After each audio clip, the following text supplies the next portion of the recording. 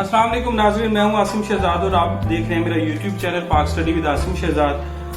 हमने एक series start की हुई है मुगल एम्पायर के बारे में और आज हम मुगल एम्पायर के जो तीसरे शहनशाह थे या तीसरे बादशाह थे जलालुद्दीन मोहम्मद अकबर, उनके बारे में बात करेंगे।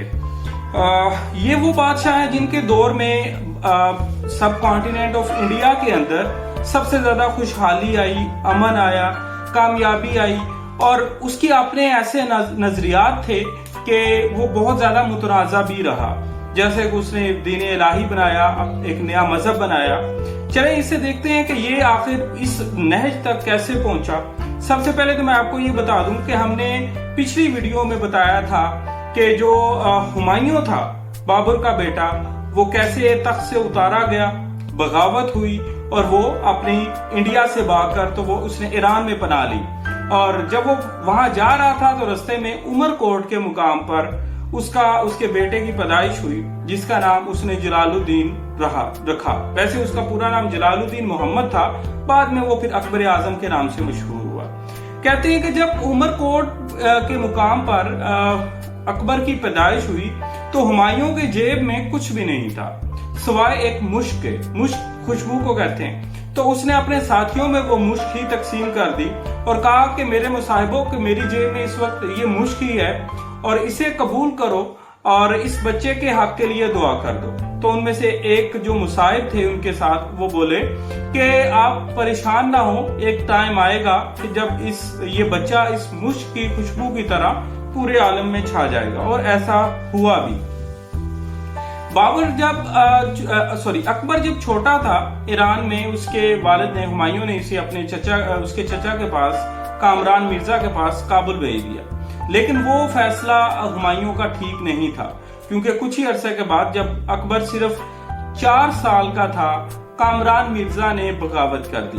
और उसकी बगावत के नतीजे में उसने, जब हुमायूं अपनी फौज लेकर काबुल पहुंचा तो उसने अकबर को जो एक किला था उसकी फसील के साथ बांध दिया और साथ आग लगा दी, जिसका मतलब ये था कि अगर तुम किले पर हमला करोगे तो मैं तुम्हारे बेटे को जिंदा जला दूंगा। लेकिन हुमायूं उससे इस बात से डरा नहीं और उसने हमला कर दिया और उसने कामरान मिर्जा अपने भाई को भी शिकस्त दी और अकबर को भी बचा लिया। उसके बाद सबने देखा कि जो हुमायूं है उसने सूरी खानदान को शिकस्त दी और दोबारा वो हिंदुस्तान में दिल्ली के थ्रोन पर आकर बैठ गया।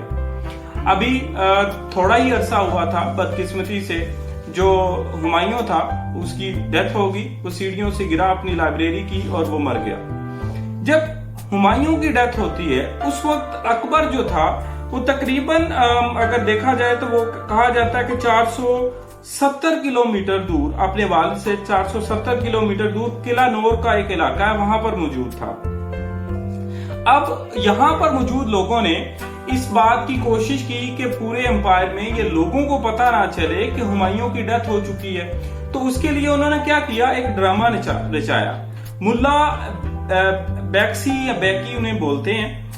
ये एक आलिम थे, उनका हुलिया बिल्कुल हुमायूं जैसा था। तो उनको हुमायूं बनाकर तो लोगों के सामने पेश किया जाता। लेकिन ये ड्रामा ज्यादा दिन ना चल सका। एक घुड़सवार जल्दी से किला नौर पहुंचा और अकबर को बताया गया कि तुम्हारे वालिद की वफात हो चुकी है। उस वक्त अकबर के साथ उसके गार्डियन बैरम खान मौजूद था। बैरम खान एक बहुत बहादुर जर्नैल था और अकबर का गार्डियन भी था, एक ज़ीरत सियासतदान था। उसने उसी वक्त वहां पर किला नौर में एक तकरीब मुनक्किद करके अकबर को बादशाह बना दिया। अब यह बात पूरी सल्तनत में फैल गई कि हुमायूं मर गया।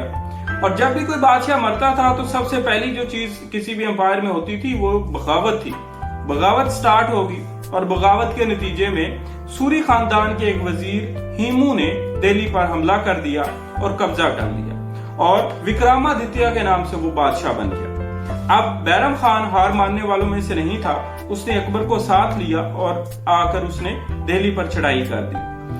अब आप ये देखें कि एक इत्तेफाक है कि जहां से मुगल एम्पायर स्टार्ट हुआ, बाबर ने पहले हमला करके इब्राहिम लोदी को जिस मुकाम पर शिकस्त दी, उसी जगह पर 5 नवंबर 1556 को अकबर और हीमू के दरमियान, जो कि पानीपत का मुकाम कहा जाता है, पानीपत की दूसरी लड़ाई होती है।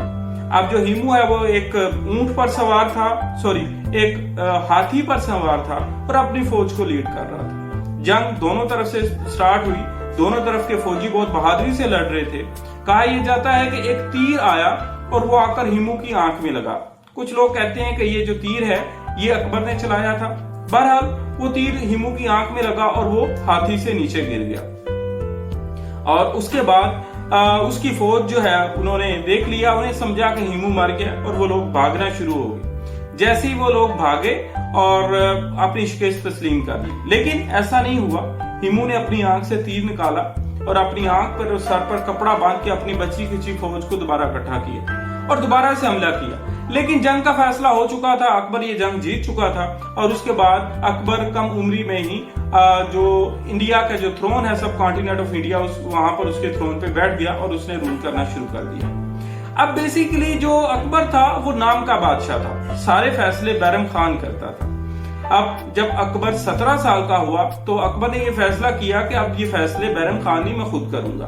तो उसने बैरम खान को हज पर भेजने का फैसला किया, लेकिन बैरम खान ने बगावत कर दी। उस बगावत को अकबर ने बड़ी बहादुरी से कुचला और उसके बाद दोबारा बैरम खान को 50,000 का वजीफा देकर दोबारा हज पर रवाना किया। लेकिन बैरम खान की बदकिस्मती के रास्ते में अफगानों ने उस पर हमला किया और उसको मार दिया। उसके बाद अकबर ने उसकी बेवा और उसके बेटे अब्दुल रहीम को अपनी कफालत में ले लिया और उसके बाद अकबर ने 9 लोगों को अपने दरबार में अपने साथ जो मुशावरत के लिए चुना, जिसको अकबर के 9 रत्न कहा जाता है या अकबर के 9 हीरे भी कहा जाता है, जिसके अंदर जो है बहुत बहादुर जनरल मान सिंह मौजूद था, जिसने राजपूतों के एक बादशाह राणा प्रताप सिंह को शिकस्त दी थी। उसमें टोडर मिल भी शामिल था, जिसने एक बहुत ही खूबसूरत, बहुत ही आला और शानदार ज़री निज़ाम को मुरतब किया और इससे जो सरकारी अफसरों की करप्शन खत्म हुई। बहुत ज्यादा जो है अकबर के दौर पे बहुत ज्यादा ज़री पैदावार हुई और बहुत और खुशहाली आई मुल्क में। इसी तरह से और बहुत सारे लोग थे जो कि अकबर को मशवरे देते थे। लेकिन उसके बाद एक और चैलेंज का सामना हुआ अकबर को। वो ये था कि जितने भी आलिम थे वो अकबर के राह में रुकावट बनने लगे। तो अकबर ने क्या किया कि उसके एक दरबारी ने एक फैसला, एक हुक्म सादिर किया, एक बनाया, जिसको अकबर ने इन्फोर्स किया कि आज के बाद मजहब के मामले के भी जितने भी मामलात होंगे उसके ऊपर राय बादशाह ही देगा, मतलब अकबर आजम देगा। उसके बाद इसके जो करीबी दोस्त थे, मुसाहिब थे, अकबर ने उनके साथ मशवरा किया, जिसमें अबुल फजल भी शामिल था।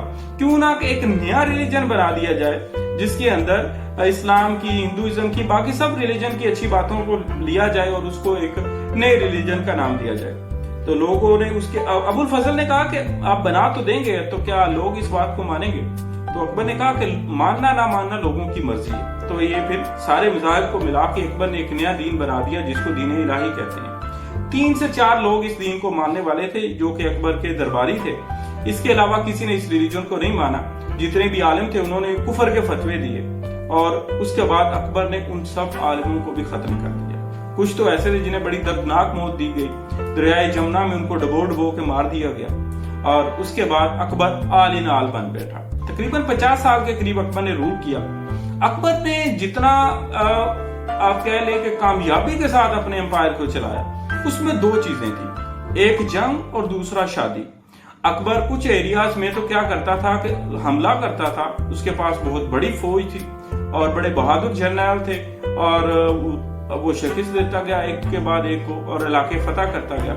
दूसरा जो उसका सबसे बड़ा कारनामा, जो जिस तरीके से वो आप कह लें रियासतें हथियाता था, वो था शादी।